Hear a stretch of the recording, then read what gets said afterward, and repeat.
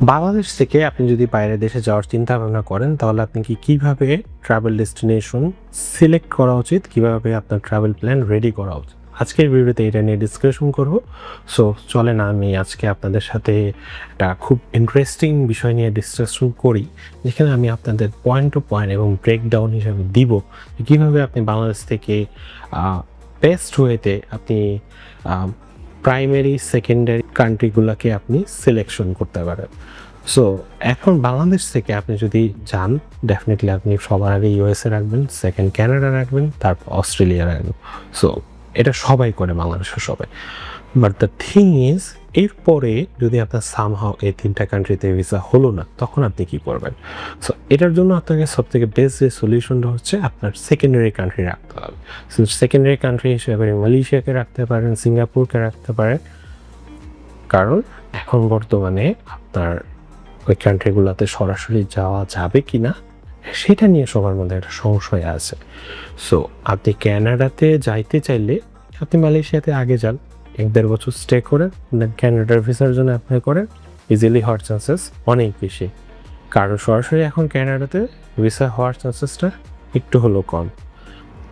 এছাড়া আপনি কিন্তু এখন বর্তমানে সুইজারল্যান্ডের জন্য ট্রাই করতে পারেন। সুইজারল্যান্ডের সুযোগ সুবিধা অনেক বেশি, বাট দ্য থিং সুইজারল্যান্ডে যদি যেতে চান সেক্ষেত্রে আপনার একটা কাজ করতে হবে, সেটা হচ্ছে একটা ভালো পাবলিক ইউনিভার্সিটিতে চান্স পেতে হবে। যদি পাবলিক একটা ইউনিভার্সিটিতে চান্স পান সেক্ষেত্রে আপনি সুইজারল্যান্ডে খুব সহজে যেতে পারেন।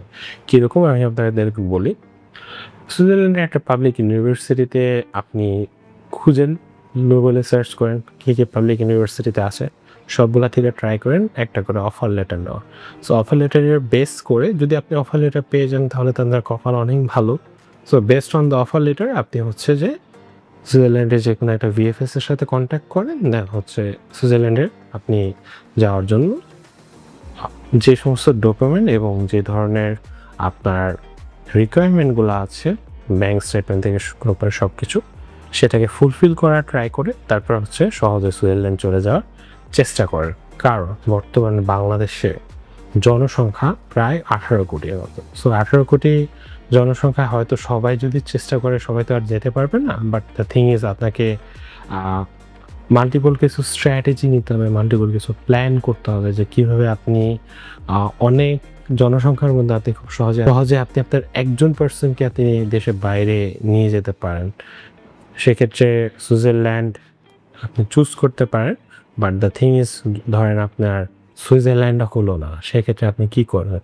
আপনি মালয়েশিয়া, সিঙ্গাপুরকে চুজিংয়ে রাখতে পারেন। সেক্ষেত্রে আপনি যদি মালয়েশিয়া, সিঙ্গাপুরে 1-1.5 বছর স্টে করেন সেক্ষেত্রেও কিন্তু আপনি ভালো একটা কান্ট্রিতে সহজে পরবর্তীতে যেতে পারতেছেন। কারণ ভিসা অফিসার এটা পরবর্তীতে অ্যানালাইজ করে যে আপনি কিন্তু 6 দিন 7 দিনের ট্রাভেল করছেন, বাট দ্য থিং ইজ আপনি লং টার্ম কোথায় ছিলেন এবং সেখানে আপনার কি কোনো ধরনের অফেন্স রেকর্ড আছে কি না সেগুলোও কিন্তু এখন অ্যানালাইজ করতেছে।